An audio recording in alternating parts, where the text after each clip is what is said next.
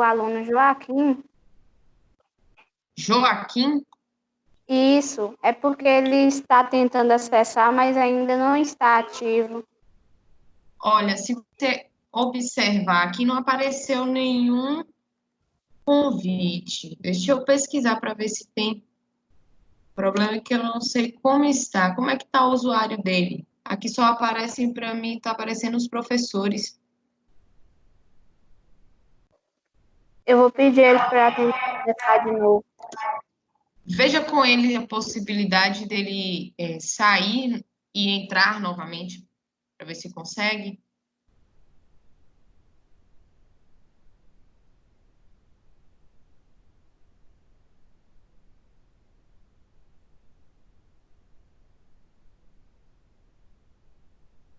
Enquanto isso, meu povo, só para verificar com vocês, todo mundo tranquilo, seguindo a quarentena, já entraram no AVA, já responderam às atividades referentes à unidade 1. Amanhã eu vou estar lançando algumas pontuações e terá pontuação em relação às atividades. Então, quem ainda não fez, quem ainda não entrou, por gentileza, entre, procure fazer as atividades, certo? Que é muito importante. Vou esperar só ver se aparece esse convite de Joaquim para nós darmos a continuidade.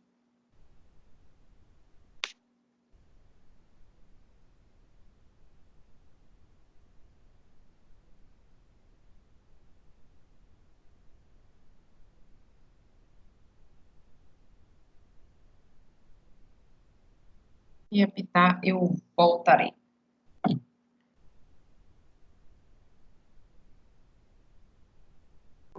Pois bem, meu povo,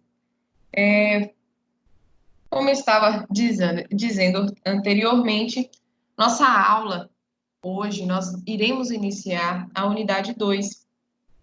Iremos trazer, né, entender a formação da moral ocidental. Nessa unidade nós vamos buscar entender juntamente com alguns pensadores, com alguns filósofos, e aí nós temos os exemplos de Sócrates, de Aristóteles, vamos ter Kant, René Descartes, Rousseau, vários pensadores, filósofos daquela época que contribuíram para esse início, né, esse surgimento da moral no Ocidente e, posteriormente, foi levando até a nossa moral na modernidade.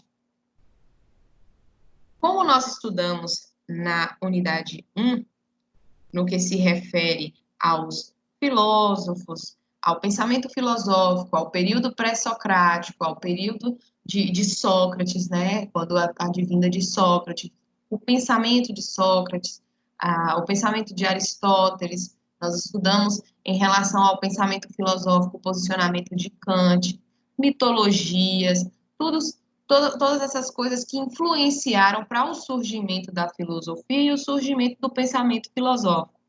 E hoje, esse assunto que nós vamos tratar, dessa unidade 2, sobre a formação da moral ocidental, especialmente a seção 2.1, que é a origens da moral ocidental, é um assunto que, de uma certa forma, não é tão distante, não é tão distinto no que se refere aqui. No nosso primeiro contato em sala de aula, nós justamente explanamos acerca das definições relacionadas à moral e à ética, né? Claro que foi de uma forma geral, nós não especificamos, não apresentamos, né?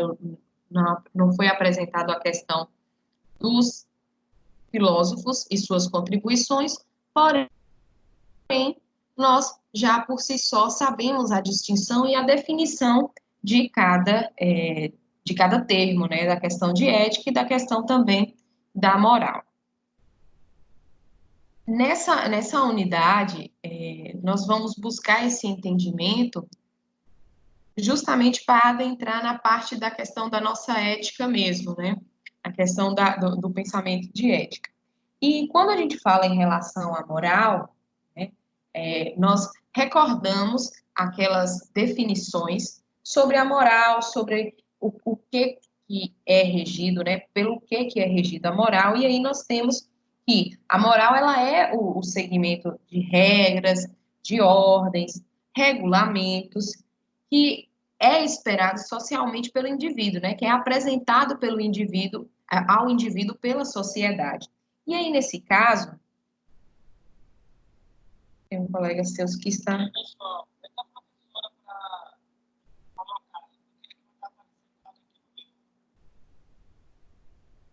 Tem mais alguém, meu Deus, que está com problema para poder entrar aqui na aula? Deixa eu verificar. Ó, não tem nenhuma solicitação. Alguém, por gentileza, pede a esse colega para poder enviar o usuário dele para eu tentar colocar aqui, por favor.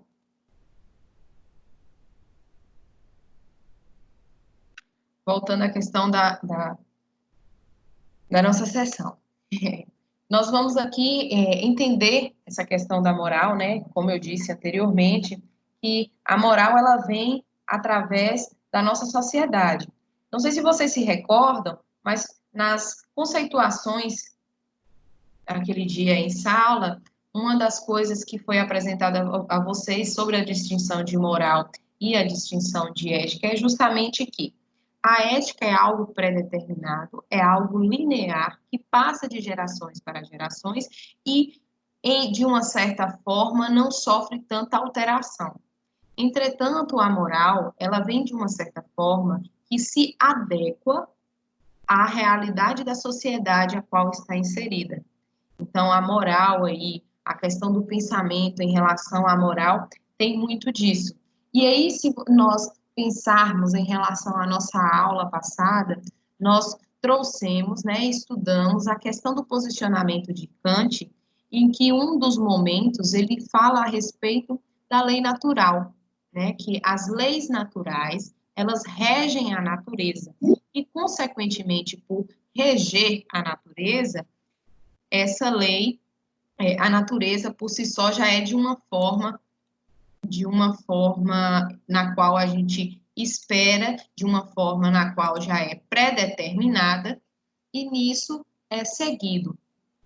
Só que, quando se trata da moral, e aí por isso que eu trouxe essa questão do pensamento de Kant referente às leis naturais, é justamente para vocês entenderem. Quando vem a questão da moral, essa moral ela vai ser adaptada, né? Ela vai ser, de uma certa forma, aplicada através das diferenças, através das mudanças que ocorrem na sociedade.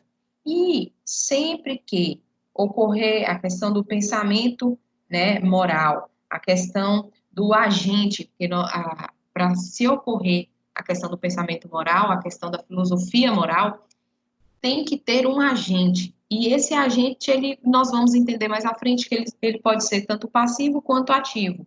Mas tem que ter essa interferência do agente. Então, a moral, de uma certa forma, em determinada época, ela é como uma lei natural. Só que quando diz respeito às várias épocas, ela não pode ser considerada como uma lei natural. Deu para vocês assimilarem essa diferenciação da moral, puxando pelos primórdios de ética também?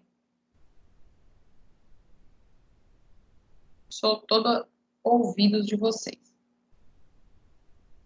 Acredito que está tudo certo com os colegas que não colocou mais nada aqui no grupo. Stephanie. Certo, Stephanie. Vou voltar aqui para você entender. Ó, a partir desse conceito aqui também dá para a gente estar explicando. A moral diz respeito aos costumes, valores e normas de conduta específicos de uma sociedade ou cultura, enquanto a ética considera a ação humana do seu ponto de vista valorativo e normativo, em um sentido mais genérico e abstrato. O que significa isso? Conforme eu falei anteriormente, a moral e a ética, elas têm uma diferença muito grande. Lembra que eu comentei que moral e ética andam juntas, porém, uma não depende da outra para existir? A ética conforme expresso aqui, ela é uma ação uma ação humana do seu ponto de vista valorativo e normativo, que é justamente a questão da aplicabilidade do certo e do errado, do bom e do mal, como se fosse as leis da sociedade que regem.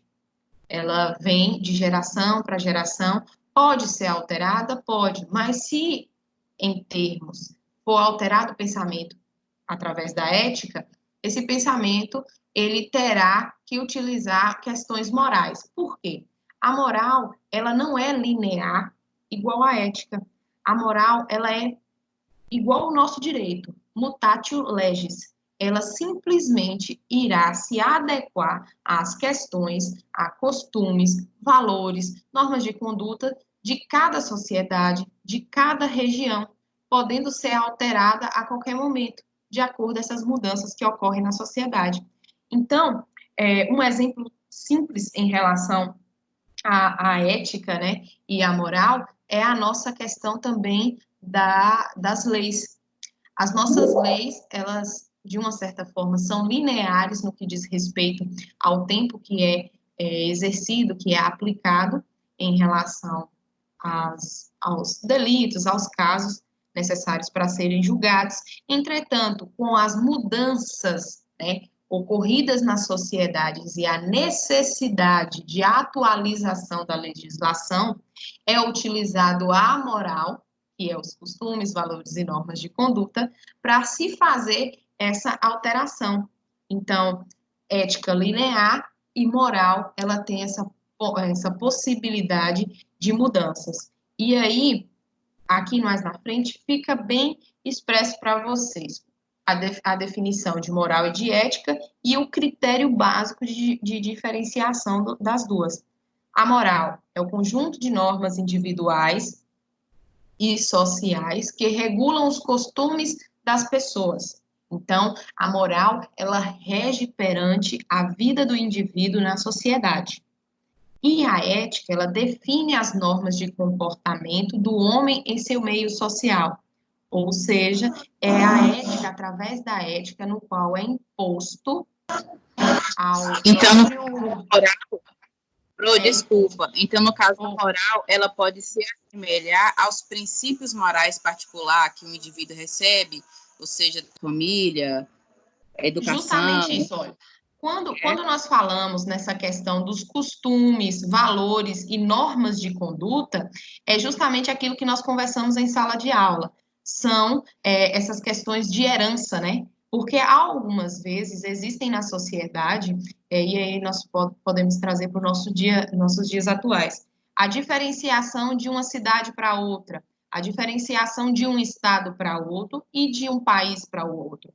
Há um exemplo grande em relação à moral aí, e sobre esses valores, nós temos a pena de morte, né, na esfera do direito penal, que nos Estados Unidos é válida, entretanto, através da nossa moral e da nossa ética aqui no Brasil, não é aplicado a pena de morte, em defesa do direito da dignidade da pessoa humana, bem como os direitos humanos.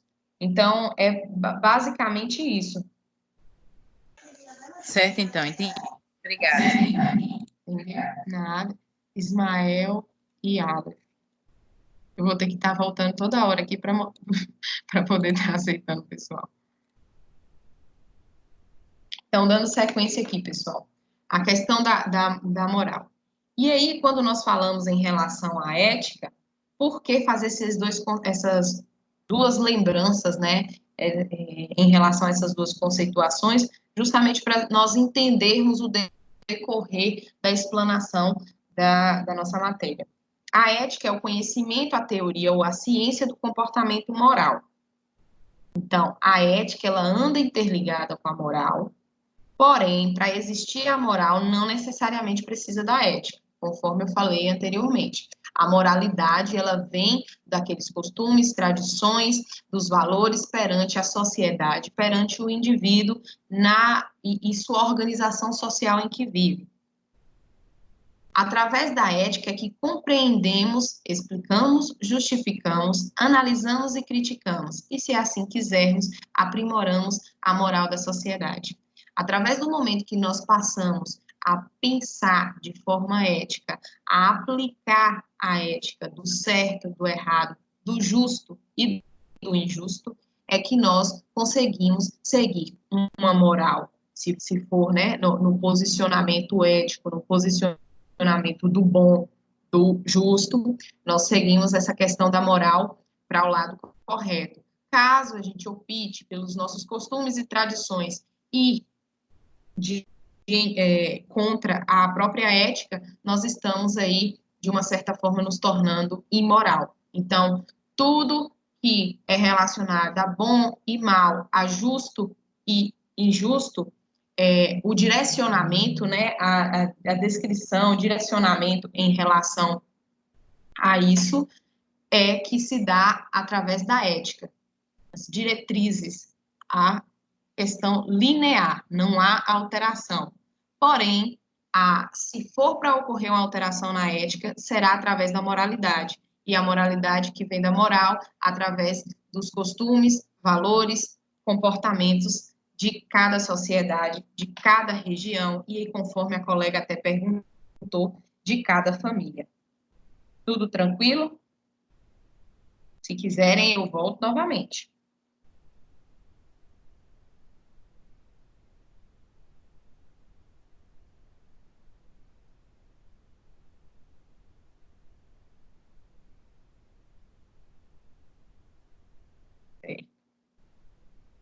Então, vamos lá. Então, a ética, ela vai definir valores e juízos que norteiam essa moral, conforme eu falei, as diretrizes no qual devem ser seguidos. E, para se ocorrer a questão do pensamento, né, do pensamento moral, o entendimento em relação a esse pensamento moral, nós temos o agente moral.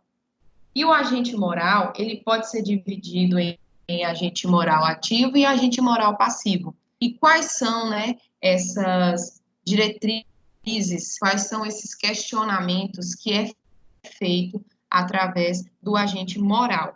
O agente moral, ele questiona como esses valores devem ser respeitados, ele questiona, faz uma pergunta em relação à sua vontade e à sua razão antes de tomar uma atitude, ele controla de maneira interna suas paixões, valores e desejos para cada situação, e tem o senso moral também, que é a maneira como avaliamos as ações dos outros. Então, tudo isso em relação ao senso moral, ao comportamento moral e à filosofia moral é interligado através do agente.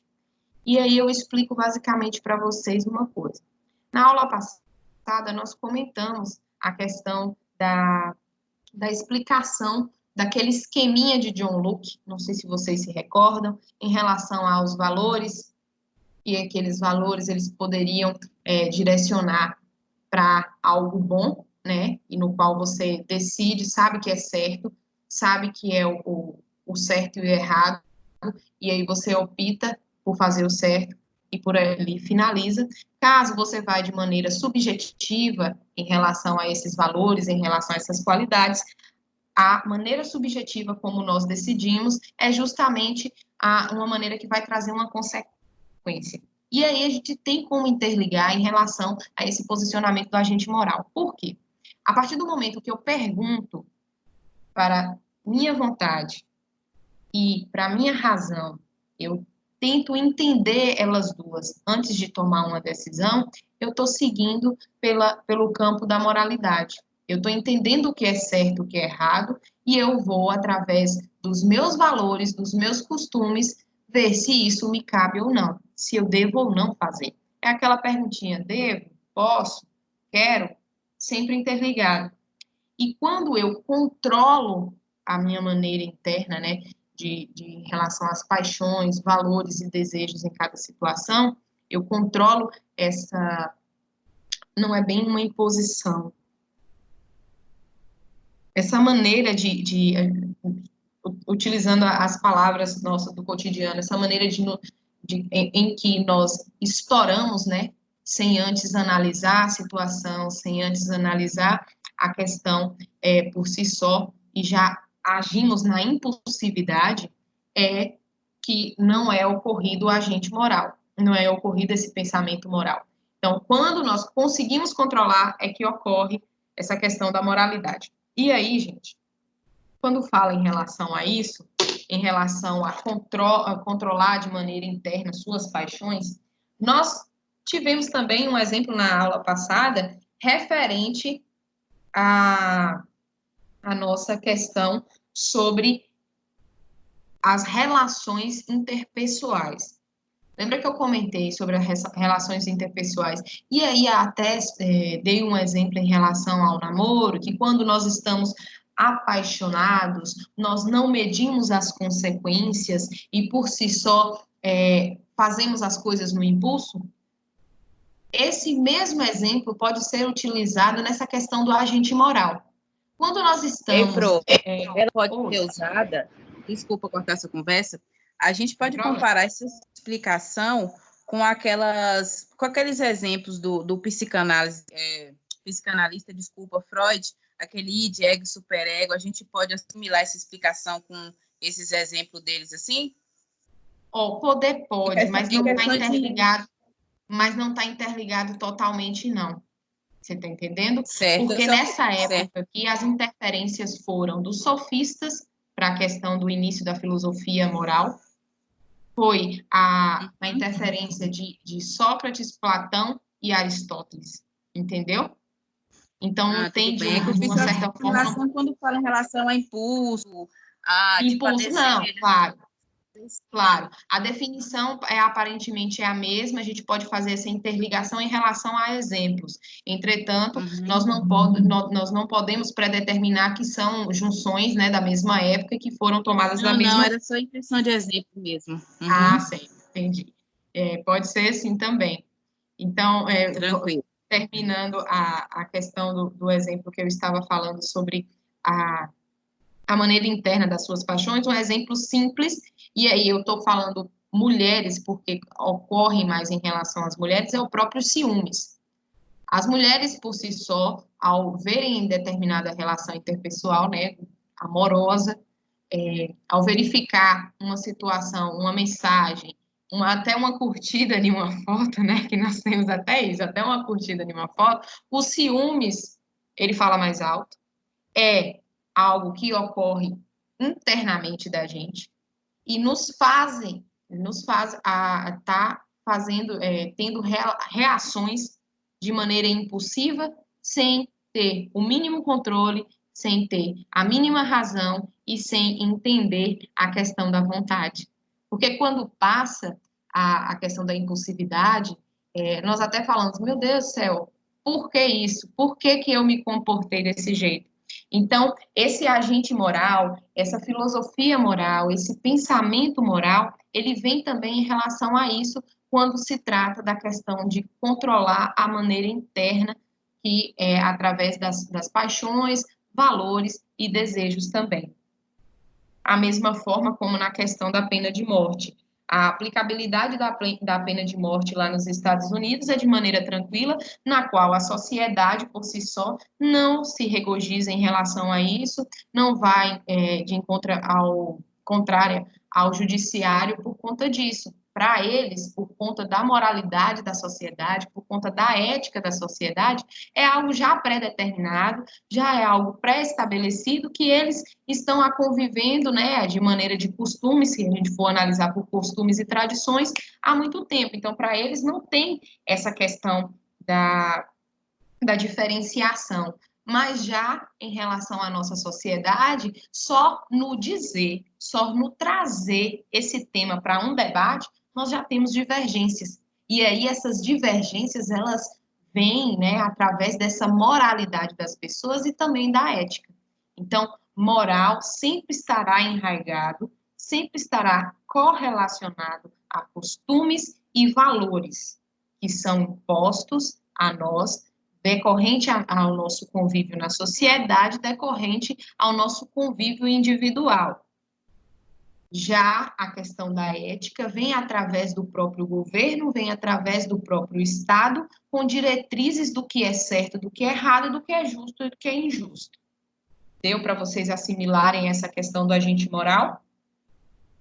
Se não deu, gente, volta de novo. Reações agressivas. A Aleph tá de olho aí, tá vendo, gente? Pessoal, tem algum casal na turma? Se tiver, me desculpa aí os exemplos amorosos que eu passo, viu?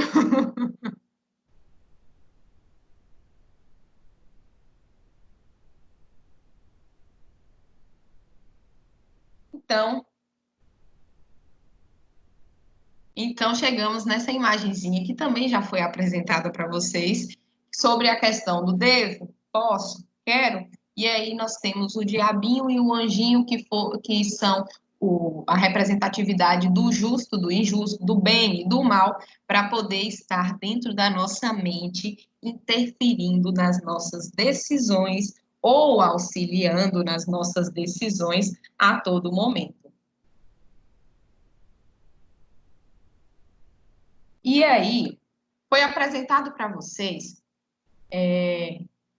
claro que anteriormente aqui eu fiz uma explanação só para recapitular a vocês o conteúdo que nós já estudamos, né? Nós tivemos esse conteúdo.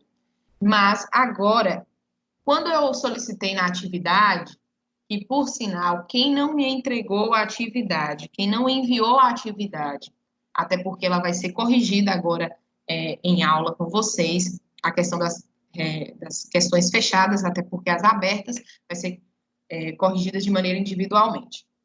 Mas a atividade que foi enviada para vocês, eu solicitei que fosse feito a resolução das situações problemas, da situação geradora, né, de cada sessão. E houve muitos questionamentos em relação a essas as situações impostas, justamente por conta de que não estavam entendendo até onde estava essa situação geradora.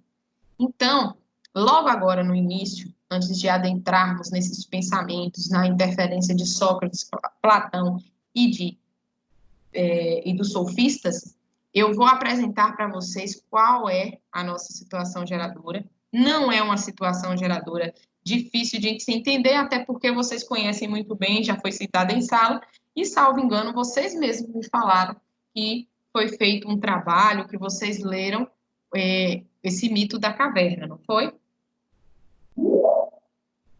Chegou solicitação. Acredito que foi agora. No celular.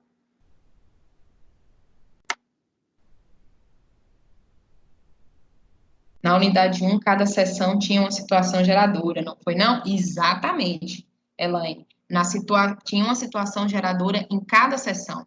E foi justamente através dessa situação geradora, dessa situação problema, que vocês responderam e me mandaram na atividade. Lembra? Que a questão aberta final era justamente em relação a elas?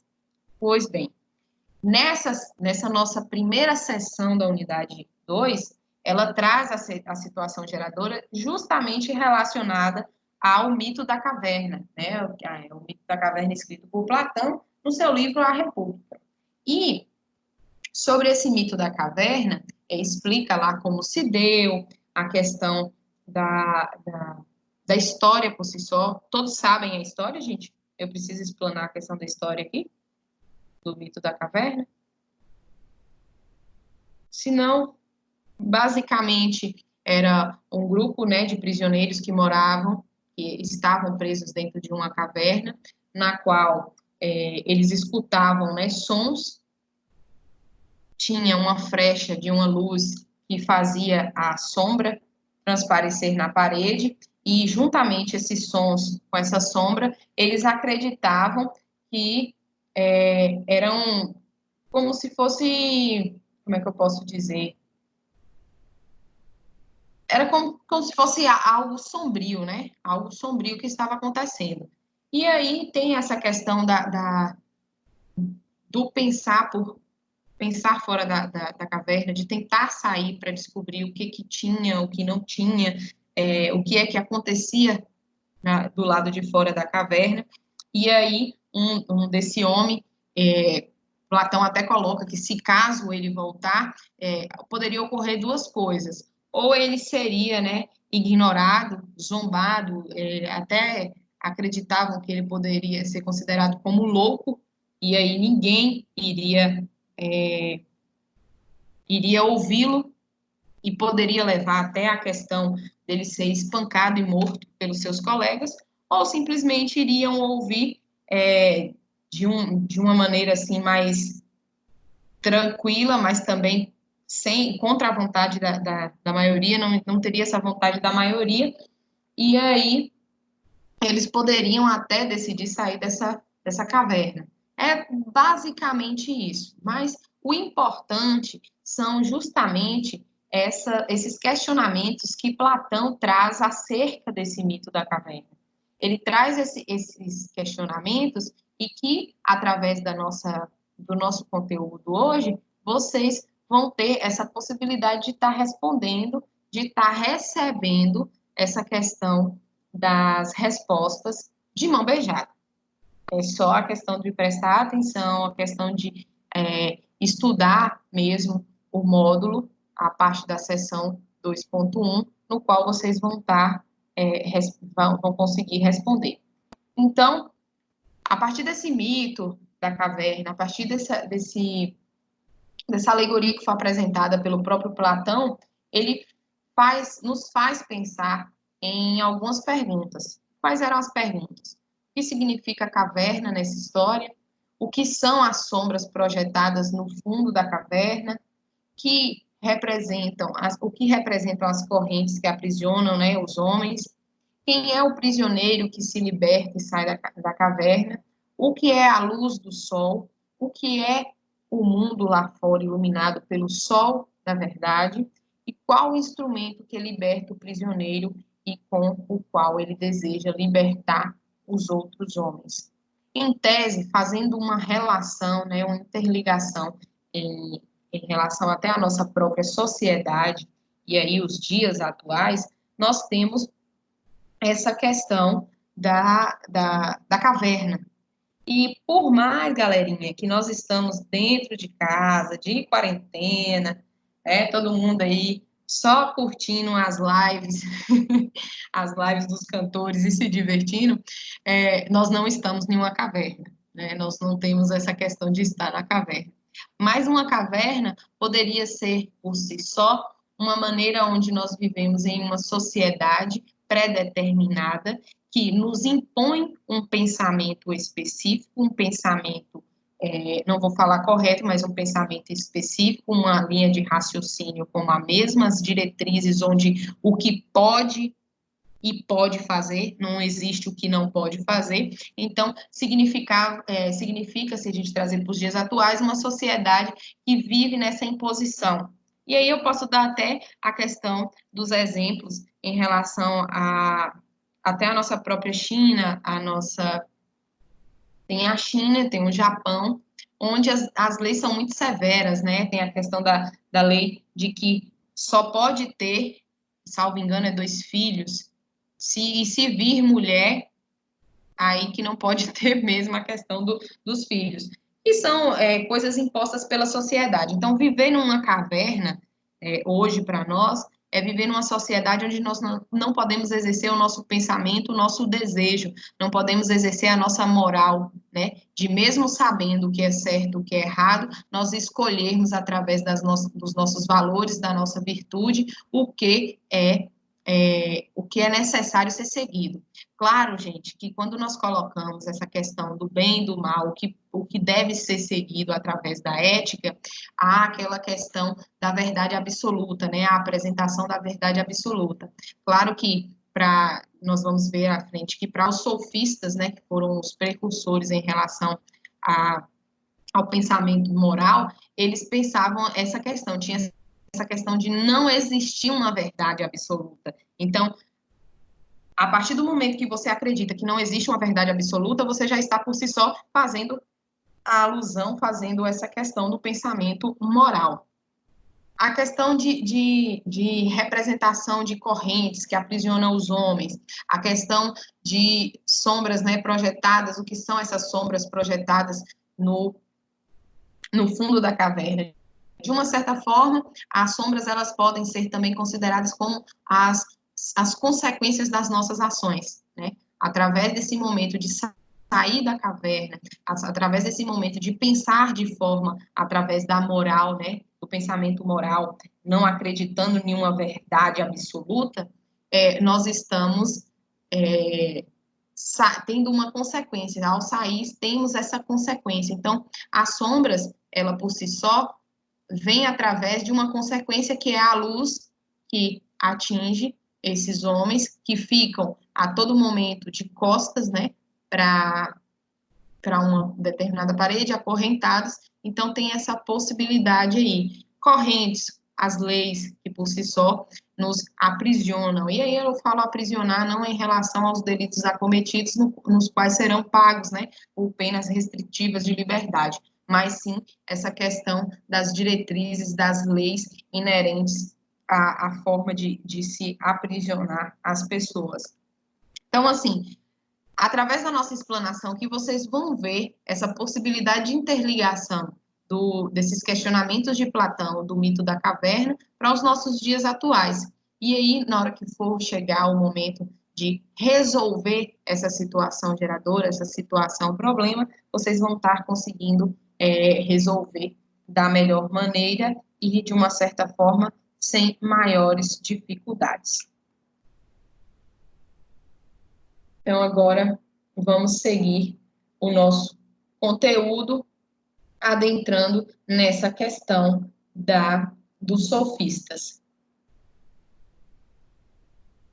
Vocês lembram a explanação em relação aos sofistas que foi apresentada a vocês? Primeiramente, gente, fazer uma pergunta básica aqui para vocês. Aquelas aulas que foram gravadas e disponibilizadas através de um link no e-mail de vocês, vocês assistiram?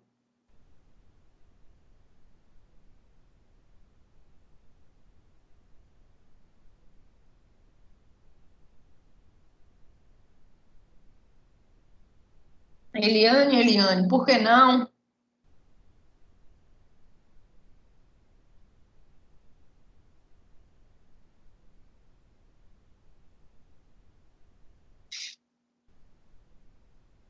Pessoal, nessa é ocupadíssima. Meu Deus do céu. Essa questão da explanação sobre os sofistas, né? As diretrizes, as explicações sobre os sofistas, na nossa própria atividade, tiveram, salvo engano, 3 questões relacionadas a sofistas, ao pensamento dos sofistas naquela época. Então, não é algo que, por mais que vocês não tenham assistido à aula, mas vocês tenham resolvido a atividade de fixação de conhecimento, né, para ser entregue, que foi entregue, e aí deu para estudar de uma certa forma. Não tem maiores prejuízos no que se refere a isso. Olha lá, no trabalho de seminário teve. Olha, que bom.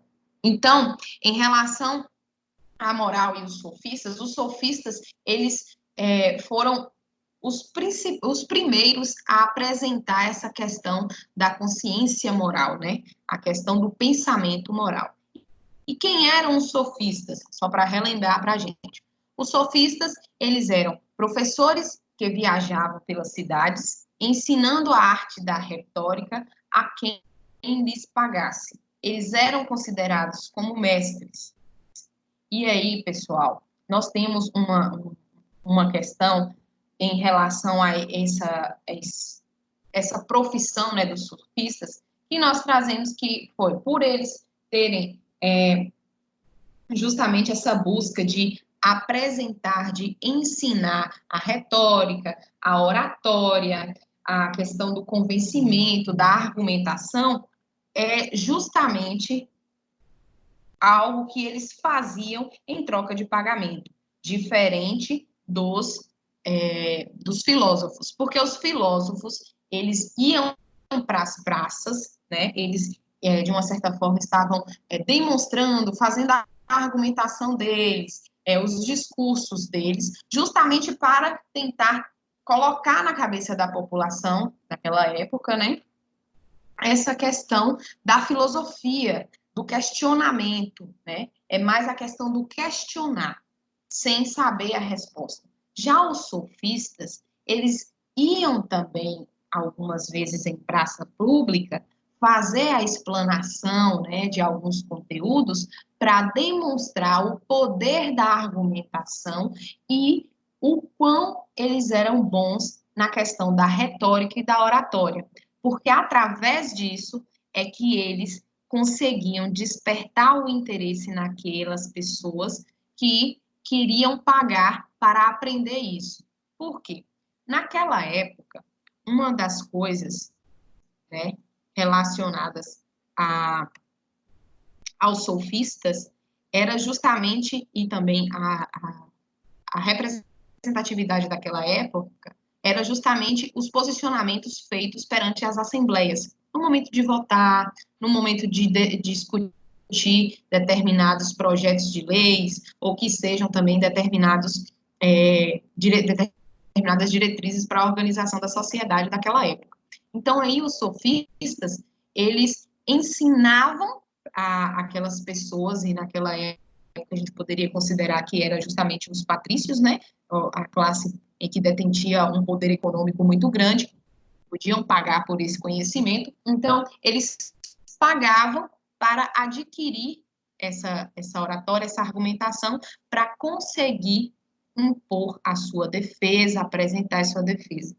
O que é muito importante em relação aos sofistas? A filosofia, ela busca uma verdade absoluta. Ela fala que existe uma verdade absoluta. Já os sofistas, eles, por terem uma argumentação, e aí vem essa questão da argumentação que até Aristóteles critica, que é uma sabedoria aparente, mas não real, eles falavam que não existia essa questão da verdade absoluta. Então, o que existia era o poder da argumentação para se convencer e resolver determinada situação. E aí nós temos um exemplo vivo em relação a essa herança trazida dessa época, em relação aos sofistas, em relação à Grécia, em relação a essa época até do pensamento moral, o que se refere ao nosso direito, aplicabilidade do direito no tribunal do júri. Não sei se foi na sala de vocês que nós comentamos acerca do tribunal do júri, que era justamente quem sai, né, vitorioso no tribunal do júri, nem sempre é a parte que está certa, que é mesmo inocente.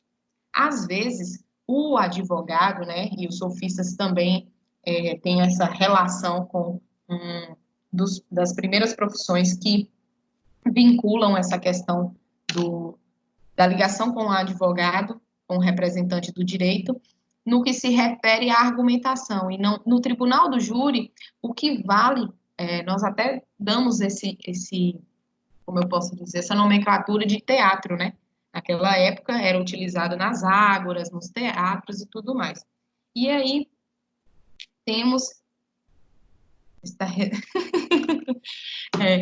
essa questão do tribunal do júri, ele vem onde quem fizer uma boa interpretação, quem fizer uma boa argumentação ou tiver uma boa retórica, independente do seu cliente ser inocente ou não, se convencer o júri, você sai vitorioso. Então, essa questão dos sofistas era justamente isso. Eles não colocavam que existia essa questão da verdade absoluta. Eles falavam que era através da argumentação, era através da retórica que se poderia confirmar, sair como uma causa ganha, sair como uma resolução dessa causa, certo? E aí, por eles pensarem dessa forma, é justamente que entra o posicionamento dos filósofos. Os filósofos não gostavam. E aí existem os filósofos, que é o Platão e Aristóteles, que criticavam de maneira, assim, fervemente a questão dos sofistas. E eram considerados até adversários dos sofistas no que se refere a isso.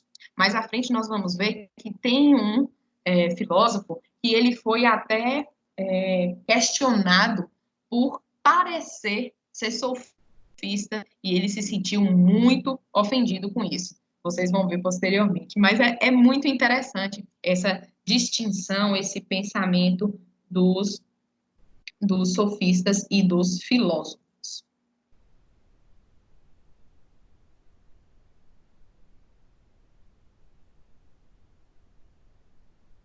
Na grande maioria das vezes, só os sofistas.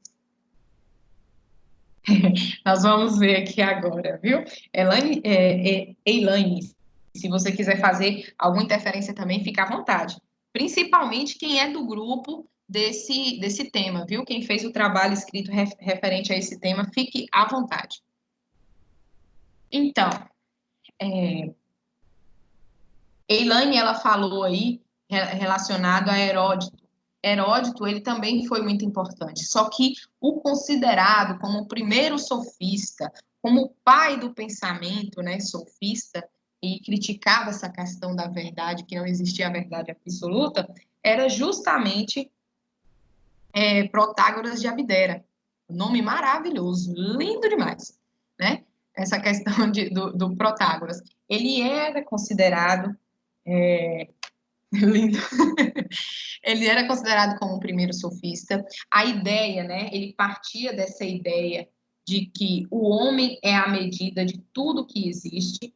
Ele seguia esse posicionamento de que o homem era a medida de tudo que existisse. E ele entendia que era necessário argumentar, né? Tanto de maneira a favor, como também de maneira contra. E por quê? Independente do seu posicionamento, de que lado vai ser essa defesa, essa argumentação, você tem que saber por si só e defendê-la como verdade. Só que não como verdade absoluta. Porque o que para mim é verdade, o que para mim eu considero como verdade, nem sempre vai ser verdade para Elaine, nem sempre vai ser verdade para Camila, entendeu? Então, assim, nós temos essa questão da diferenciação por conta disso. E por ele pensar dessa maneira subjetiva, né, de ter esse pensamento subjetivo, é que ele foi muito criticado. E aí vem a questão da crítica por conta disso, por conta da subjetividade. Então, quando nós relacionarmos a questão de Protágoras, né, e sua subjetividade, é justamente por conta da flexibilidade em relação aos seus pensamentos, em relação de que eu preciso conhecer de fato a situação, eu preciso conhecer de fato os argumentos pró e contra, justamente para me fazer ou a minha defesa ou a minha acusação. E aí eu vou acreditar pela parte que me foi contratada, em que a minha defesa ou acusação é a verdade. E eu vou defendê-la até o fim. E é justamente isso que é feito no tribunal do júri. A quem é daqui de Guanambi vai saber que eu estou falando em relação ao tão famoso advogado aqui, doutor Custódio, que se vocês tiverem a oportunidade, não sei se já assistiram a algum júri popular, se vocês tiverem essa oportunidade de assistir um júri popular e principalmente de ser de Custódio, vocês vão ficar boquiabertos, porque a argumentação dele, o poder da oratória dele é muito bom, é muito bom. Eu lembro da minha época de graduação, eu fui assistir um júri, fazer uma ressalva aqui rapidinho, pessoal. Fui assistir um júri e nesse júri, eu sabia que o cliente dele era culpado, estava evidente que era culpado. Entretanto, eu saí lá com dó do cliente, do cliente dele, porque ele pega tanto no emocional, ele mexe tanto com a cabeça, né, do júri, ele tenta tanto interferir nessa questão emocional do júri, com sua argumentação e sua oratória, que simplesmente quem está assistindo sai também com dó em relação ao seu cliente. É por isso que ele, não é à toa que ele é famoso do jeito que ele pega tantos casos em relação a isso. É uma pessoa muito interessante de se conversar também, se caso tiverem a oportunidade. Quem sabe, em um evento da faculdade, a gente não consegue trazer ele justamente para poder estar tá conversando com você. Elaine, eu não sei se isso ocorre, tá? Eu não tenho como afirmar isso para você. Mas eu sei que a oratória dele é boa, que a argumentação dele é boa. O que ele faz com os jurados, eu prefiro não saber no momento. Quando tiver, né, como parte contrária a ele, é claro que eu vou querer saber melhor sobre esses detalhes. Tá bom? Elaine tá uma graça hoje. Então, os sofistas, eles eram considerados, né, como sábios. Eles eram apresentados de maneira que eram considerados como sábios justamente por essa possibilidade da oratória, justamente por essa possibilidade de argumentação independente de que lado estavam. Só que mais na frente, né, por conta das demasiadas críticas apresentadas por Aristóteles, por Platão, foi que os historiadores, né, teve essa questão da conceituação dos sofistas como, como se fossem mentirosos daquela época, né? Eles saíam desse posicionamento aqui. Eles saíam da terminologia de sábios, né, e passaram a receber uma nomenclatura em sentido de desonestidade intelectual, ou seja, de como se fossem mentirosos, que eles usavam dessa possibilidade do seu discurso justamente para persuadir, né, para interferir no pensamento da população e aí modificar. Stephanie, só um veneno. Então, os historiadores mais recentes, eles apontam os sofistas como representantes do espírito democrático. Como era exercida essa democracia naquela época, né, e como era exercida essa democracia? Era justamente o seguinte, lembra que anteriormente, algumas falas atrás minha, eu comentei da representatividade da população, né, necessária dessa população nas próprias assembleias? Pois bem, uma maneira como era identificada a questão de exercer a cidadania naquela época na Grécia era justamente nas assembleias. E para se falar na assembleia, era necessário, e para se falar na assembleia e ser levado a sério na assembleia, era necessário uma boa oratória. E aí, essa questão dos sofistas, né, ser como os representantes do espírito democrático, é justamente isso. Eles ensinavam as pessoas a, no momento que fosse necessário e que fosse estimulados, a apresentar as suas argumentações e o seu poder de democracia no que se refere a, vou dar o exemplo em relação aos votos daquela época, votar a favor e contra. Antes era só voto a favor e voto contra. Por quê? Aí, o que fosse questionado, o porquê desse voto a favor, o porquê desse voto contra, é que entrava o que foi aprendido por sofistas, que era a argumentação e a oratória, a definição relacionada aos argumentos pertinentes para a sua imposição. Tá tudo tranquilo, pessoal?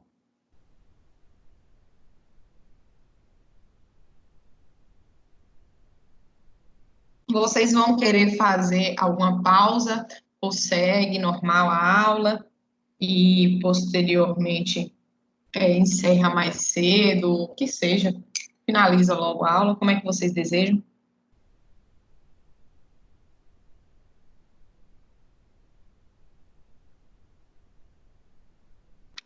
Certo? Então, vamos lá. E aí, nós temos a figura do nosso bonito e maravilhoso Sócrates. Por quê? Sócrates trazia, né, que ele trazia o posicionamento no qual, para ele, antes de você, né, persuadir os outros com o seu discurso, antes de você argumentar sobre determinadas causas, determinadas situações, você tem que conhecer a si mesmo. Então, não adianta nada você tentar fazer isso com o outro, sendo que você, por si só, não consegue se entender, não consegue se definir. E aí é onde ele iniciou com a questão da frase: conhece-te a ti mesmo primeiro, para posteriormente conhecer o próximo e entender as razões e resoluções da organização da sociedade, da vida em sociedade, de cada indivíduo. Então, ele tem essa definição trazida aqui no livro de vocês. Essa definição é por Chauí, né, que já foi citado várias vezes, referente ao livro seus, ao módulo de vocês, que é bem pertinente em relação a isso. E é basicamente o que? Propunha que, antes de querer conhecer a natureza e antes de querer persuadir os outros, cada um deveria primeiro e antes de tudo conhecer a si mesmo.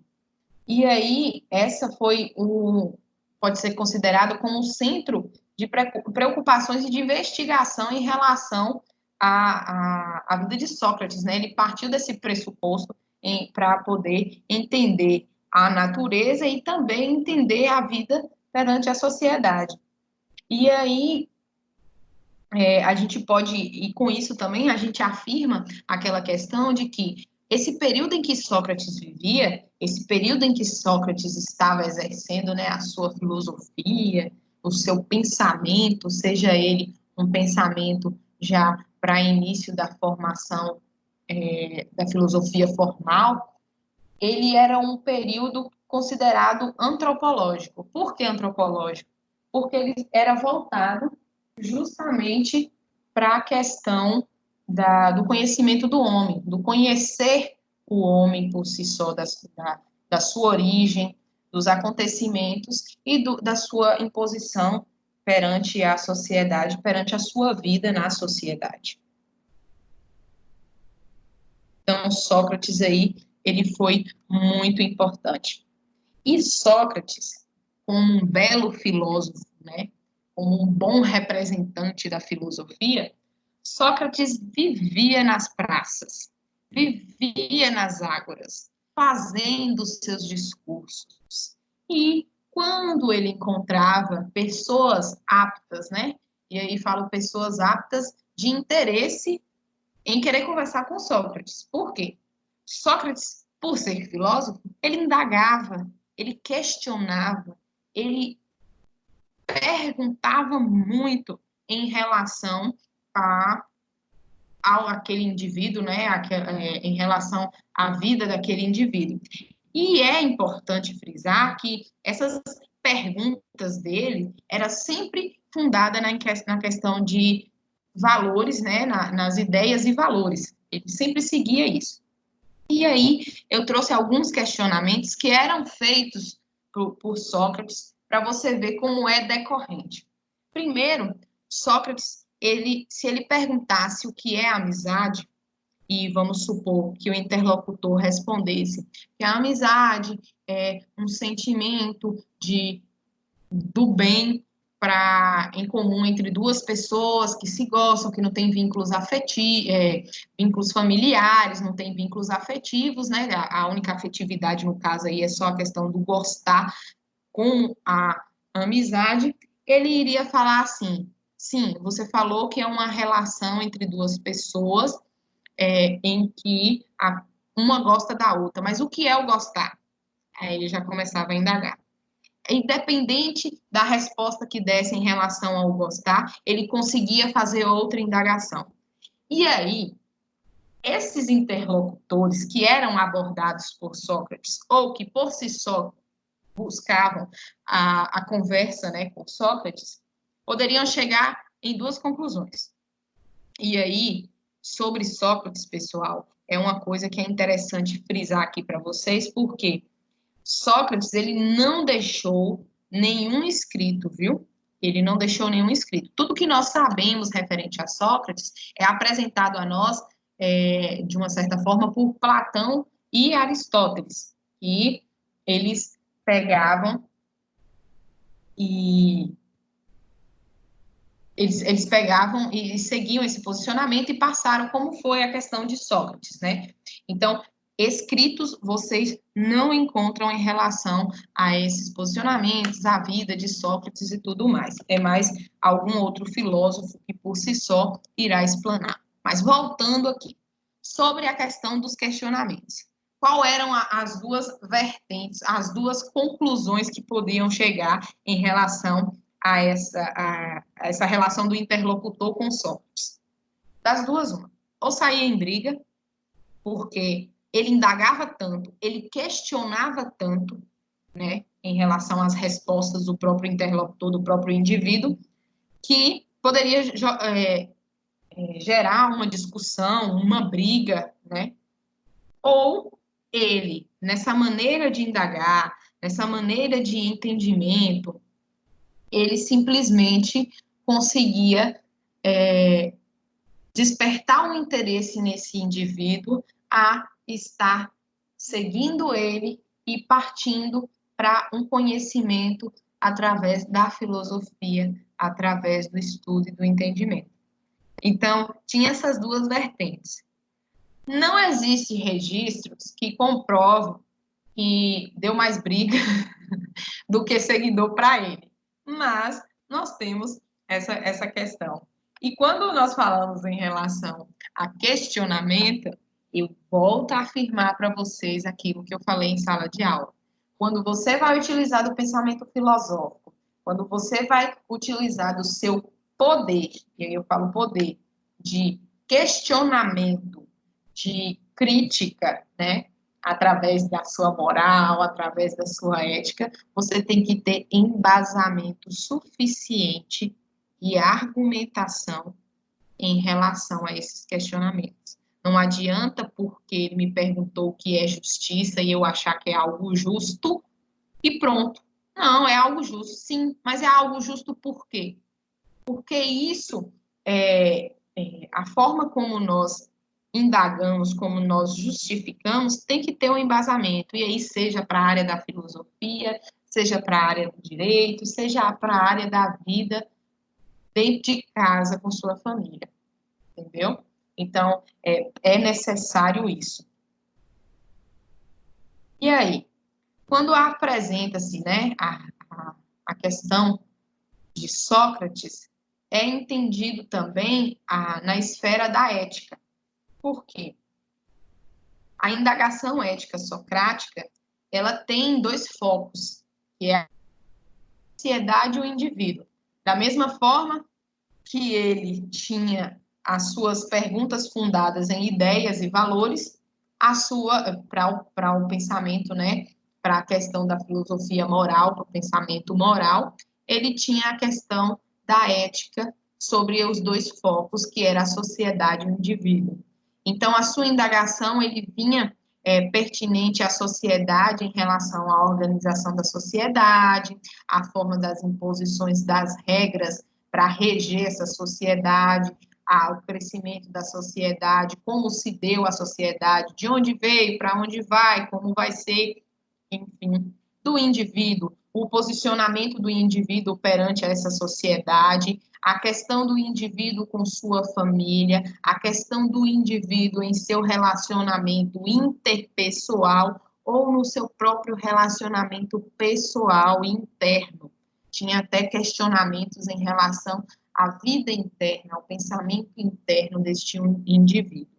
E aí, Sócrates, ele veio como esse pai, né, como se fosse o que deu mesmo o início à filosofia moral.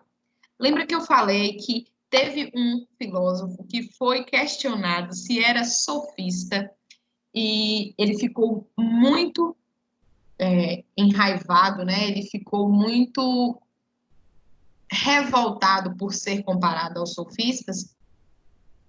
Esse foi Sócrates. Por quê? Através do seu momento de indagação, através do seu momento de questionamentos, houve certos indivíduos, certos interlocutores, que por si só o compararam com a questão do sofista, porque achava que ele já sabia a resposta, e ele só estava indagando para ter uma melhor maneira de adquirir a sua argumentação, né, e explanar essa argumentação. E aí, Sócrates se revolta, pois ele não gostava de ser comparado e não gostava desse questionamento de ser parecido com os sofistas, porque para ele, independente dos questionamentos, existia uma verdade absoluta. E já com o nosso querido Aristóteles, né, dando esse segmento, Aristóteles, ele fez uma distinção, né, sobre o saber, e o saber teorético e o saber prático. Por que que ele fez essa distinção, né? Porque ele procurava fazer essa distinção entre o saber teorético e o saber prático.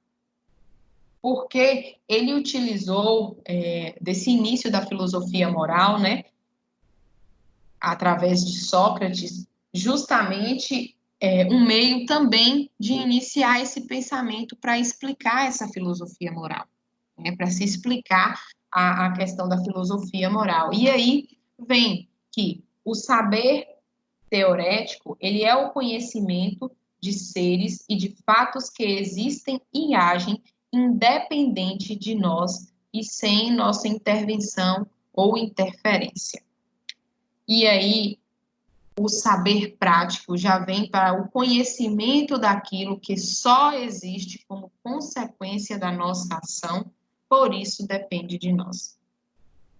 Quando lá no início eu coloquei referente aos agentes, ao agente moral, e posteriormente nós vamos ver a definição já do agente moral, esse conhecimento de seres e fatos que existem e agem independente de nós, né, que não tem a nossa interferência, ele é considerado como teorético. Já o prático é o conhecimento daquilo que só existe como consequência de nossa ação. E aí depende de nós. Então, se existe uma consequência, se existe uma ação, uma intervenção nossa, é um saber prático. Se caso não tem uma interferência, né, e não tem uma interferência nossa, não tem uma contribuição nossa, é um saber teorético.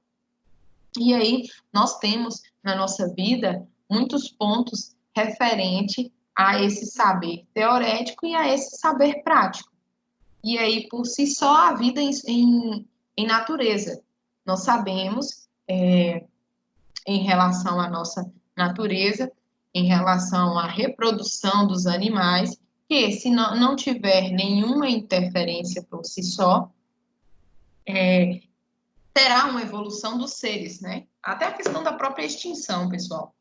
A extinção na natureza é um exemplo referente a isso. O saber teorético. Eu sei que ocorre a questão da extinção e eu, por si só, não faço nada. Eu não faço nada, então, de uma certa forma, diminui a questão, né, que se não tem caças, não tem a questão de desmatamento, se não tem uma interferência nossa, ele fica nesse saber teorético. Agora, se eu, mesmo sabendo da extinção, que está ocorrendo a extinção, vou acometer as práticas de caça, as práticas de desmatamento, as práticas em relação a que vai interferir, que vai ter essa interferência na natureza e, consequentemente, a consequência é o aumento da extinção de determinados bichos, né, de determinadas vegetações, então, ocorreu a consequência. Então, basicamente isso. Saber teorético, não existe interferência e ocorrem as coisas independente de nós existirmos ou não. Já a questão do saber prático, há uma interferência e, consequentemente, há uma consequência relacionada a nós.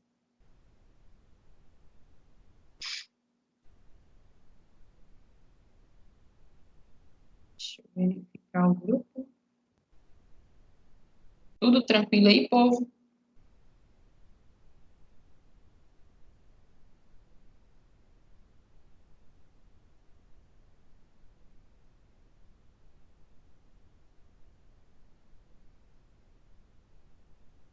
Ai. Pessoal, bebam água, viu? Hidratem-se. Pelo amor de Deus, quero todos lindos e maravilhosos no nosso próximo encontro presencial. Gente, eu tô sentindo falta de Rogério. Rogério tá assistindo a aula? Rogério. Tô sentindo falta de Alice também, que costuma falar na aula. Conversar aqui, falar alguma coisa com a gente.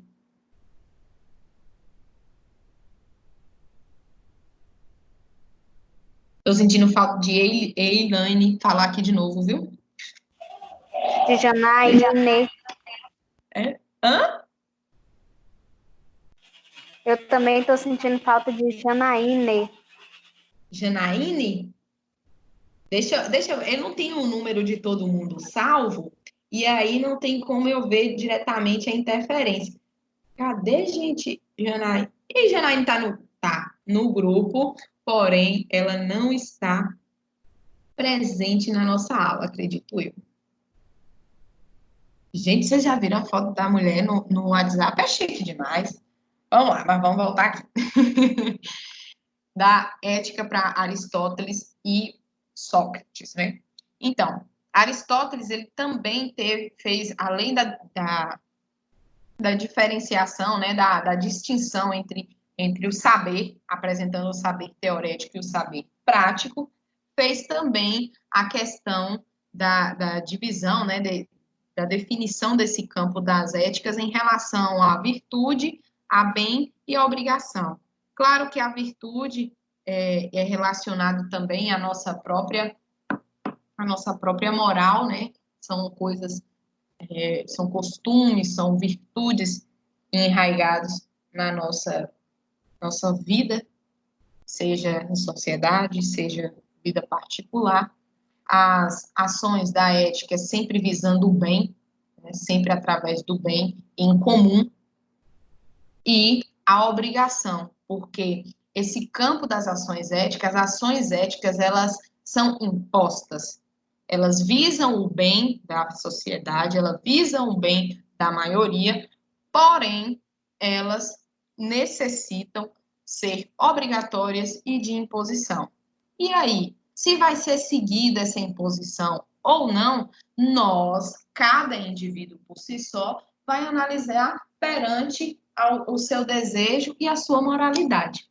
E aí, para que exista essa conduta ética, né, é necessário que exista o agente consciente, da mesma forma que existe o agente moral, que pode ser considerado também como o mesmo, até porque para ter uma conduta ética exige que esse agente consciente utilize da consciência moral.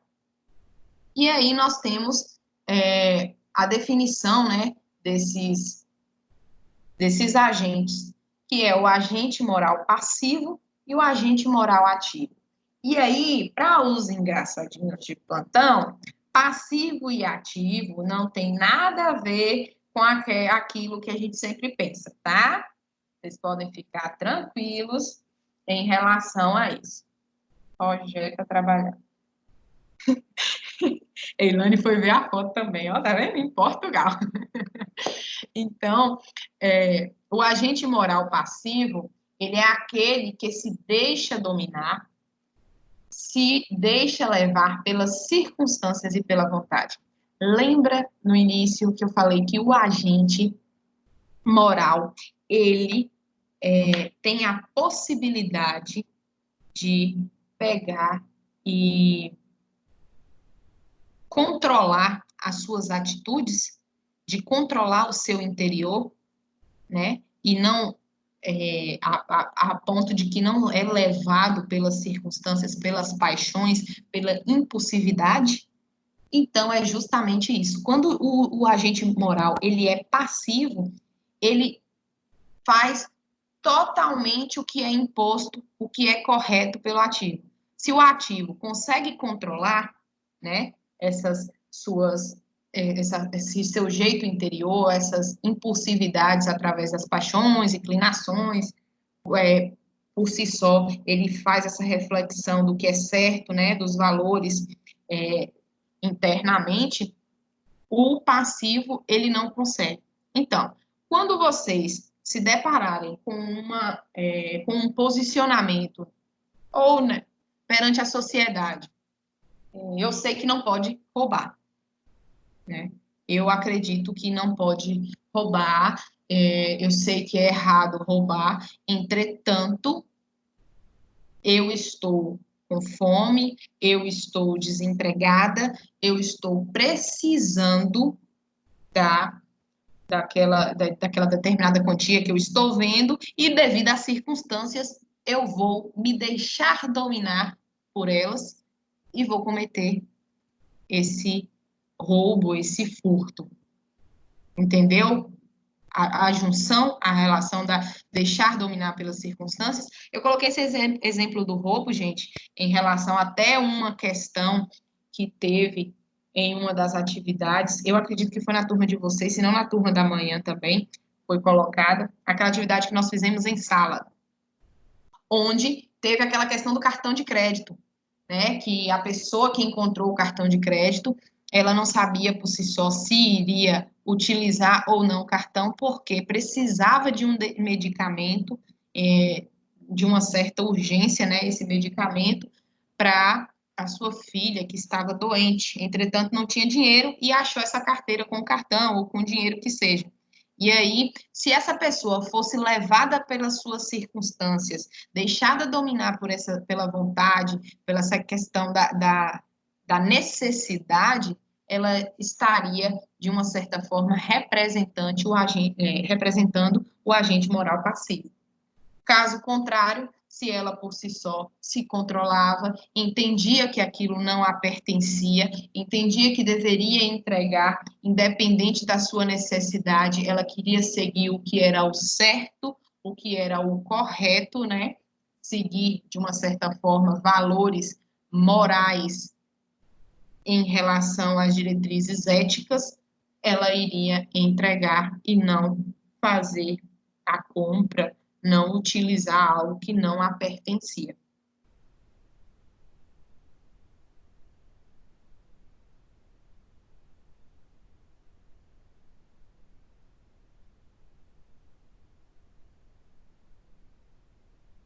E aí, sobre a questão da filosofia moral e sobre a própria ética apresentada, né, por Sócrates e Aristóteles, nós temos também a questão da dialética platônica, né? Através dessa dialética platônica, que seria possível descobrir qual das duas teses que era a falsa e qual que seria a verdadeira.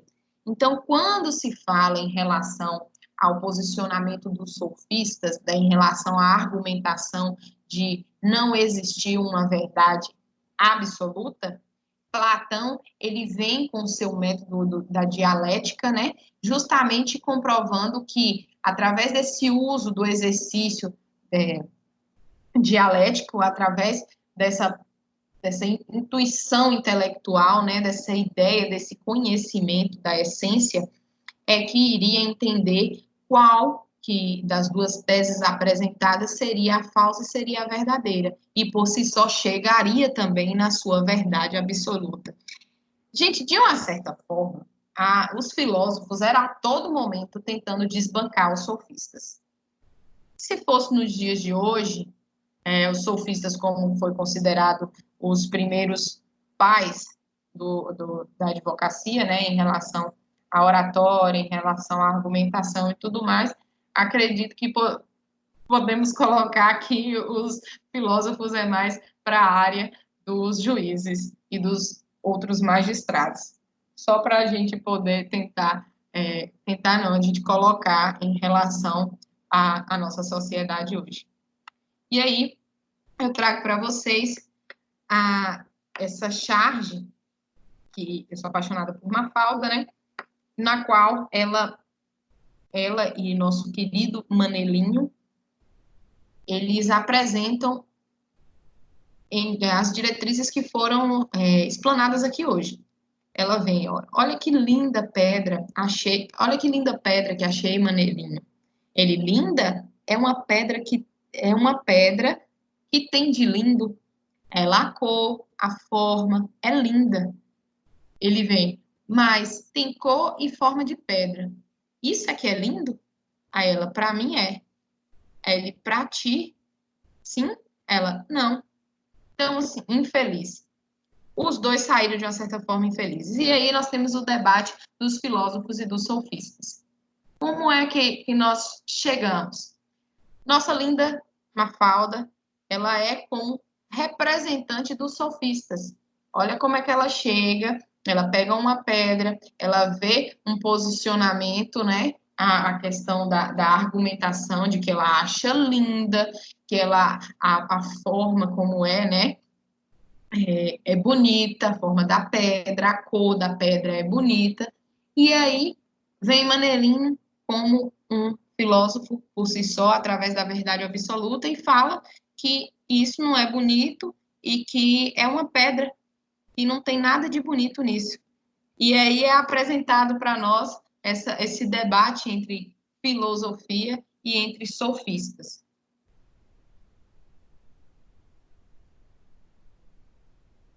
Rogério apareceu. Como é que Rogério apareceu? Pedindo o e-mail de Irlane. Olha para você ver na minha aula, gente. Eu não acredito, não, viu?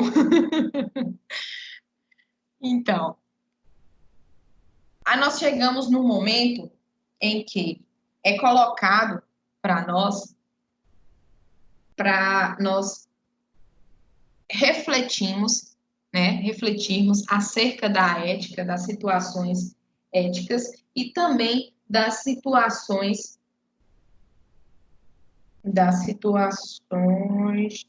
cadê, gente? Das situações da nossa sociedade. O que você reconhece como questão da ética contemporânea da nossa sociedade? Tem alguém solicitando para entrar.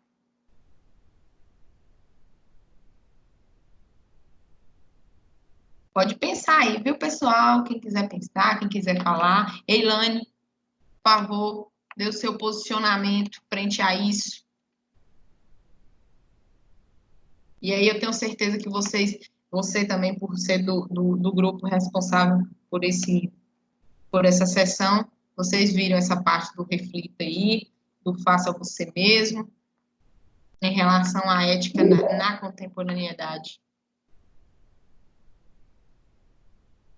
Gente, eu não estou entendendo quem está entrando e quem está saindo aqui na aula. Gabriela.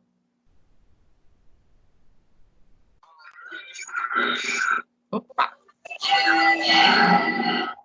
Alguém entrou? Muda. Então, já que ninguém quer comentar, eu vou trazer duas questões importantes em relação à nossa ética, né? Em relação à ética na sociedade. E quais são essas? A primeira é em relação à violência contra as minorias. E aí eu peço licença aos homens de plantão da nossa sala para falar da mulher, né? Falar da criança e falar dos idosos que são considerados como minorias. E aí, essa questão das minorias não é porque a mulher ela é menor que o homem, ela não pode ter, né, direitos iguais, não pode ocupar na sociedade um posicionamento igual ao homem. É justamente na questão da vulnerabilidade. Quando nós falamos em relação à ética da violência contra as minorias, é justamente porque a mulher, as crianças e os idosos, ela tem uma vulnerabilidade maior. Claro que se for ocorrer uma violência contra um marmanjo, contra um homem, por si só, né, o instinto, ele consegue ter uma defesa, ele consegue ter uma força e ter uma imposição a mais do que a mulher, do que o idoso e do que a criança. A criança não tem força, não tem entendimento, não tem imposição. Da mesma forma, os idosos já estão em uma idade avançada, não possuem força, não possuem entendimento, não possuem imposição. A mulher, por si só, possui o entendimento, possui a sua própria imposição, entretanto, a questão da força aí, por conta da sua vulnerabilidade, ela é considerada como minoria. Claro que em outros campos, a mulher pode ser considerada até muito superior ao homem e em outros campos iguais ao homem, né? Vamos também puxar a sardinha para o nosso lado para a gente ter Claro. essa questão. Óbvio. Não é? Oxe, a gente tem que puxar a sardinha para o nosso lado, então tem que fazer isso. Sempre, E a querida, mulher, ela só... Toda vida. A mulher ela só é considerada minoria nessa parte, nas violências contra a minoria por conta da vulnerabilidade. E a outra questão é justamente a questão relacionada às células-tronco. E aí vem um debate muito grande. Quando a gente utiliza a questão da ética e também quando a gente utiliza a questão da moral. Por quê? As células-tronco é algo inerente do meu corpo, é algo que compõe o meu corpo. E eu decido sobre o meu corpo. Vamos seguir as diretrizes das mulheres feministas. Meu corpo, minhas regras, né? Então, a questão das células-tronco, ela vem da determinada forma. É imposto pela sociedade, é imposto pelo governo, que a questão da doação, né? Eu tenho o direito de fazer essa doação. Só que ninguém pode me cobrar essa doação. Essa doação é algo que é feito através da minha vontade, através da minha consciência, né? E dos meus valores, através dos meus valores. Eu sei que é uma questão ética, eu sei que é uma questão correta a ser seguido, né? A questão da doação, mas eu também posso ter o desejo de não querer doar e deve ser respeitado. Então, fica esse embate de algumas questões no que diz respeito à ética referente às células-tronco, por isso, a questão da medicina, a questão da própria humanidade, e aí eu falo humanidade não em geral, eu falo humanidade por si só de cada cada indivíduo, porque por mais que eu sei que eu tenho esse direito, né, que é algo certo a ser seguido, eu posso me impor de acordo aos meus valores, de acordo aos meus desejos. E aí é uma questão valorativa. Tem também uma outra questão que é a respeito da diversidade sexual e aí dos homoafetivos, dos LGBT, e tem uma outra sigla, LGBT, e uma outra sigla que foi inserida agora, que eu não estou me recordando no momento, que é justamente sobre essas classes aí, também, que eles falam minoria, mas hoje nós estamos tendo uma grande representatividade deles perante a nossa sociedade, né? Bem diferente. Alguém se recorda de alguma questão ética também? Tem uma que é sempre falada no direito, referente a voltado também para a religião. Vou dar até esse exemplo. Vamos ver se alguém descobre aí do que eu estou falando. Quando é vinculado o direito e a religião. Nós falamos de uma questão aí que é uma questão ética, é uma questão moral, é uma questão humanitária. Mas que por conta da moralidade, por conta dos costumes e tradições regidos por essa religião, não tem esse direito, não é imposto pela sociedade, algo contrário. Alguém se recorda? Gente de Deus. Bora, Eilane, me representa aí agora.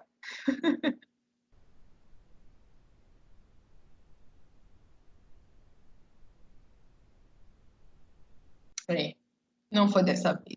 Gente, quando a gente fala da questão da transfusão de sangue, sobre testemunha de Jeová, na área do direito, quando fala em relação a direito e religião, é muito comum fazer essa distinção. Por quê? É direito, todo cidadão tem direito à vida, todo cidadão tem direito à medicina, né, para salvar a sua vida.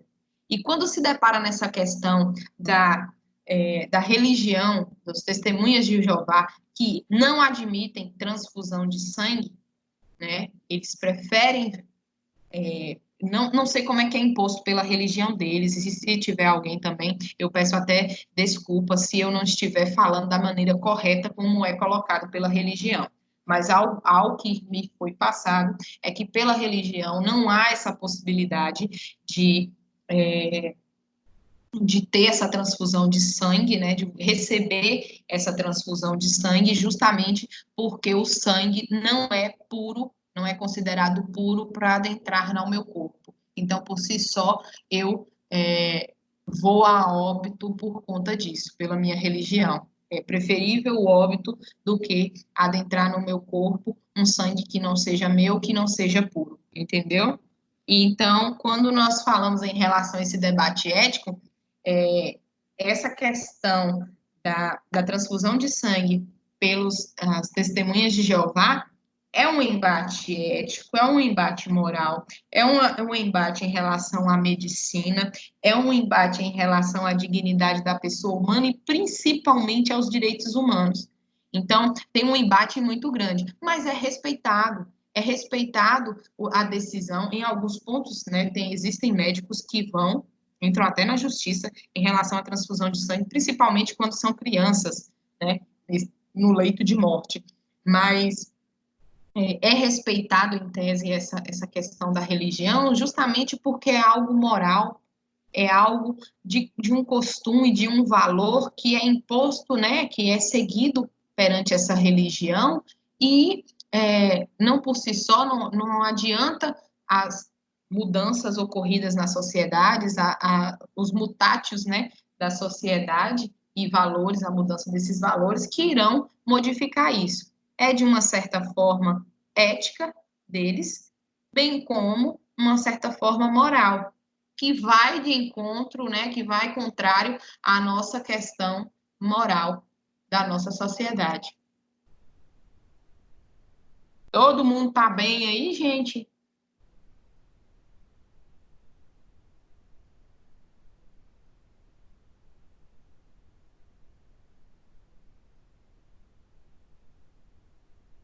Eu vou pedir para vocês aqui só uns 5 minutinhos, né? Não chega nem isso, é só para me pegar mais água ali na cozinha e já retorno para vocês, certo? Nada disso, eu não autorizo.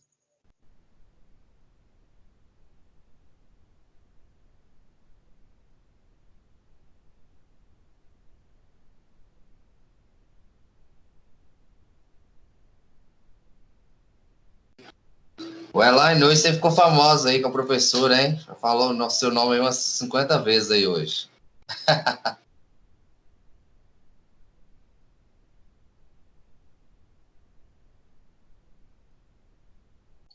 Pois é, você viu aí a moral?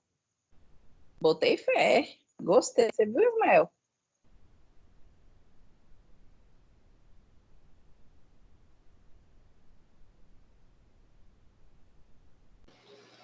Pronto, agora a professora já pode contar com um assistente aí na sala. Assistente Elaine. Doutora Elaine.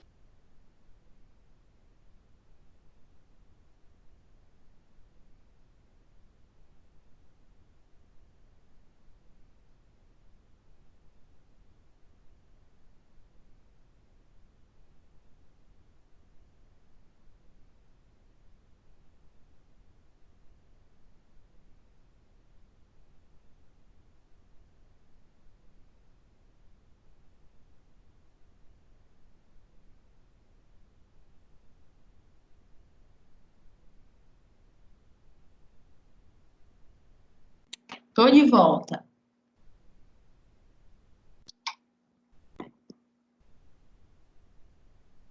Agora, nós iremos corrigir a as questões da nossa atividade de fixação. Nós vamos fazer a correção dessas questões, e aí eu peço, quem lembrar ou quiser responder, conforme for lendo aqui, ok. Se não, podem abrir a atividade de vocês também, viu, pessoal?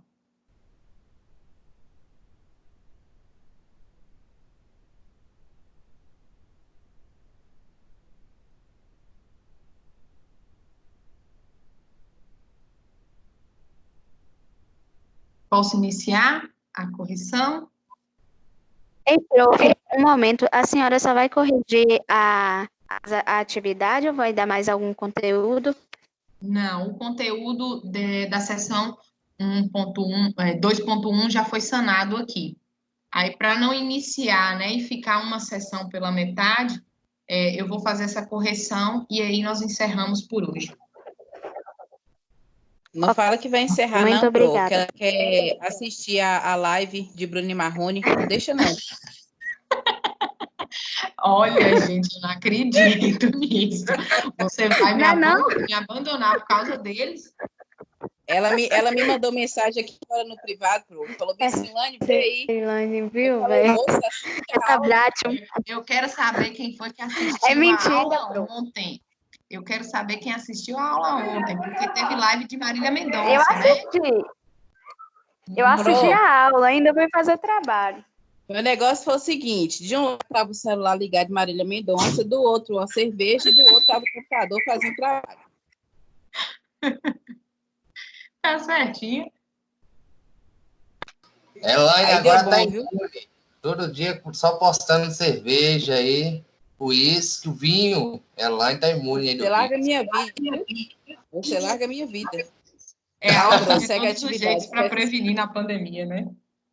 Segue a aula, Pro. Deixa esse povo. Vamos lá. Então, vamos para a questão 1.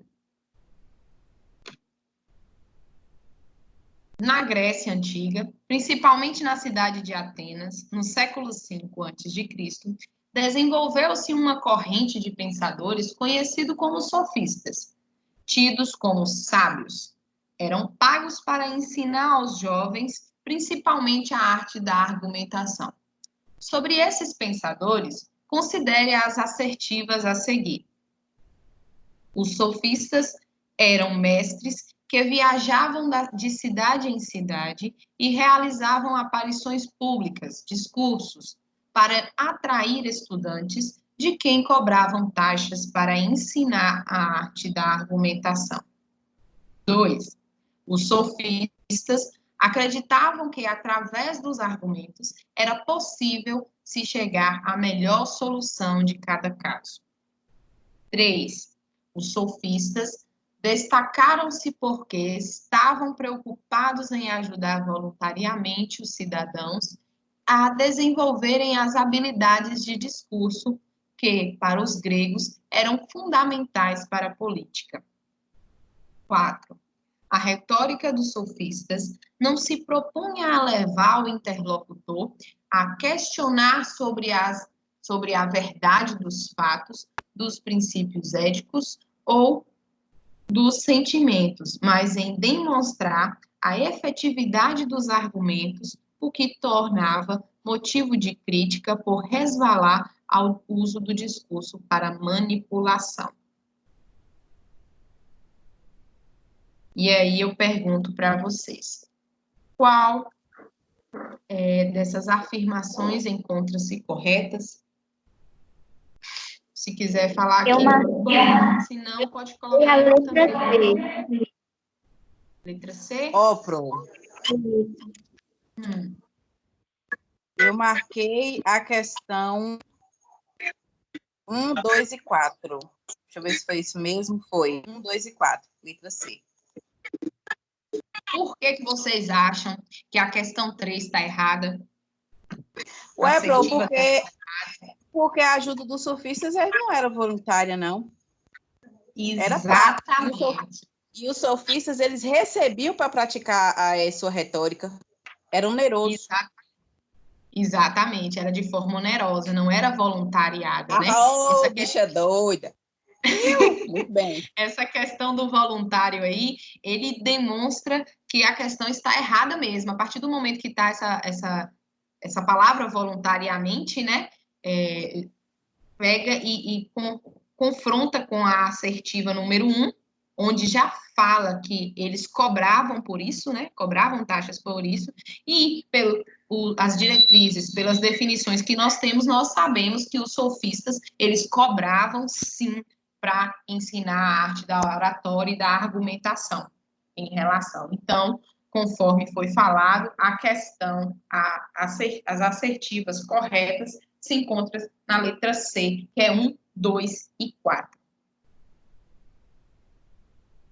Vamos para a maiêutica socrática.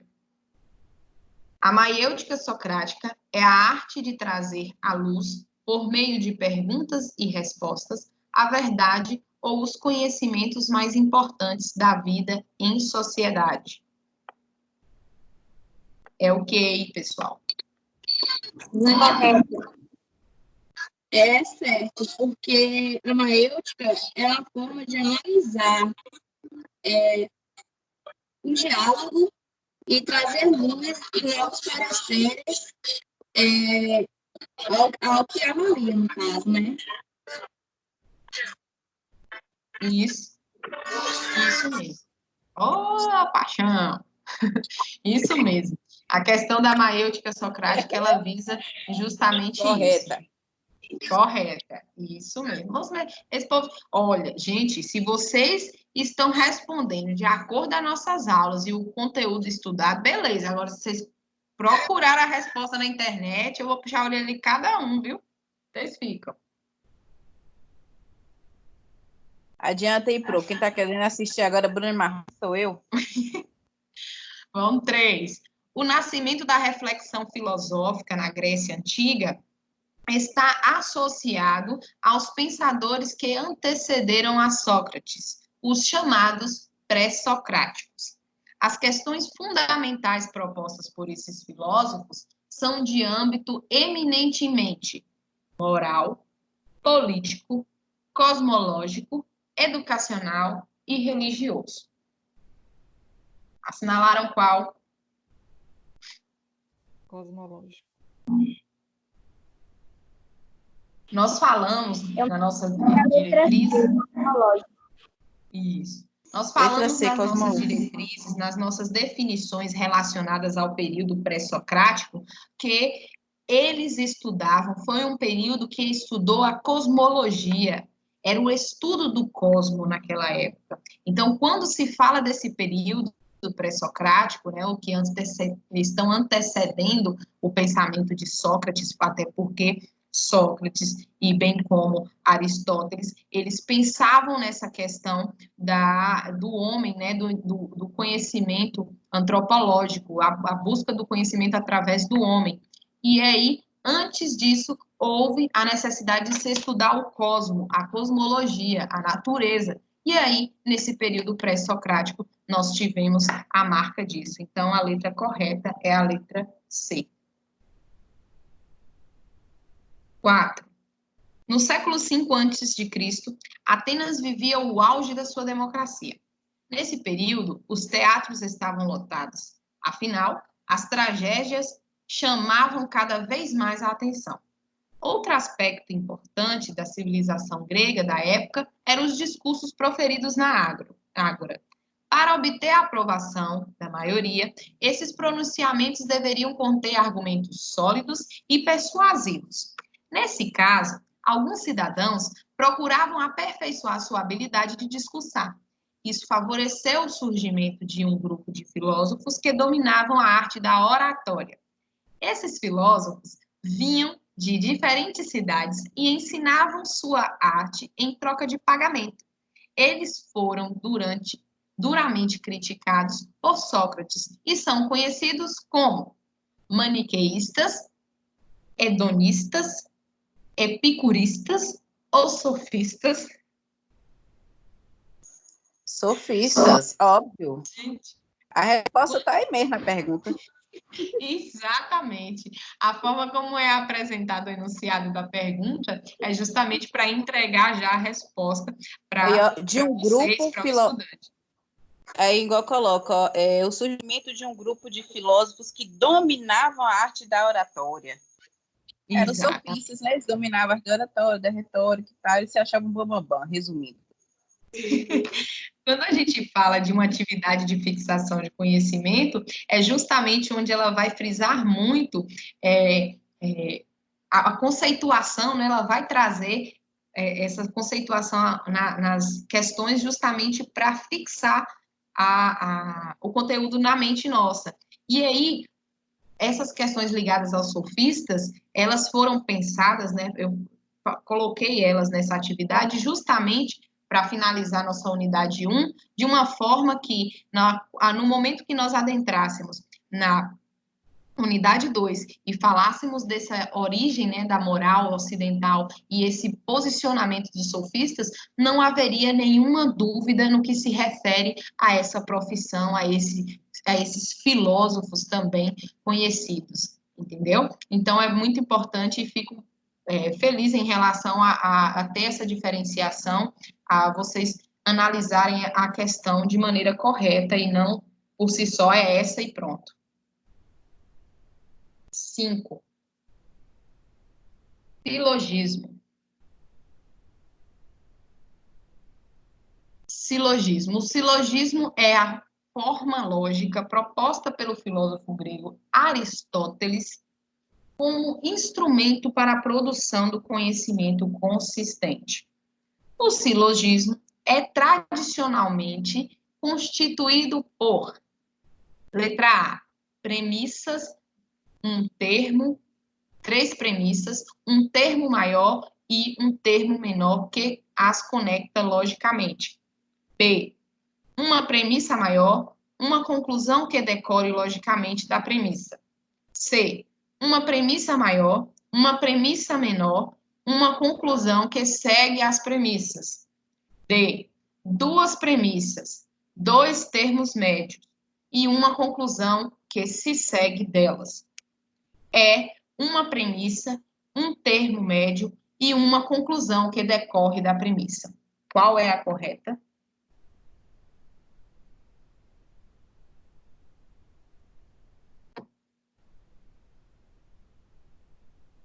Alternativa correta. Letra. Deixa eu ver qual foi que eu marquei. Letra C. Letra C. Uma premissa maior, uma menor e a conclusão que se segue. Eu marquei igual minha amiga aí, Elaine. Letra Isso. C. E vocês estão corretas. Porque, de acordo com a lógica aristotélica, né, o objeto da lógica aristotélica era justamente esse silogismo. Esse silogismo que seguia uma premissa maior, uma premissa menor e a conclusão. E nesse exemplo, né, que foi passado para vocês na nossa aula, é justamente que P1 significa que todos os mamíferos são mortais. P2 que significa que todos os cães são mortais. A conclusão, que é o C, logo, todos os cães são mamíferos. É isso a interlocução. É aquela coisa de que se existe 2 premissas, né, verdadeiras, consequentemente, a sua conclusão também seja verdadeira. Então, há esse posicionamento entre as premissas para o entendimento. E nós finalizamos as nossas questões referentes à nossa atividade de fixação de conhecimento.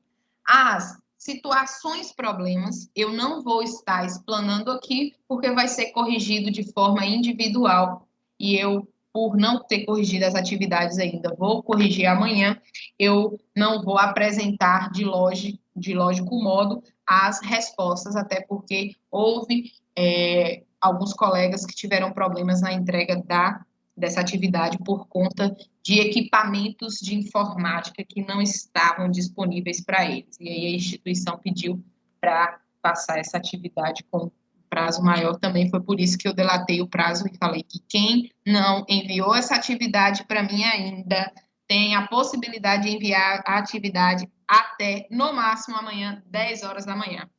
Certo, galera?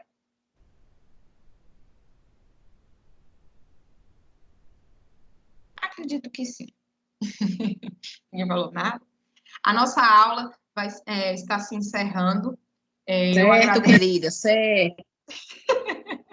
Eu agradeço muito a presença de vocês, dos que, né, se fizeram presentes hoje através da aula ao vivo. Falo também que essa aula foi gravada e será disponibilizada para os demais que não puderam acompanhar.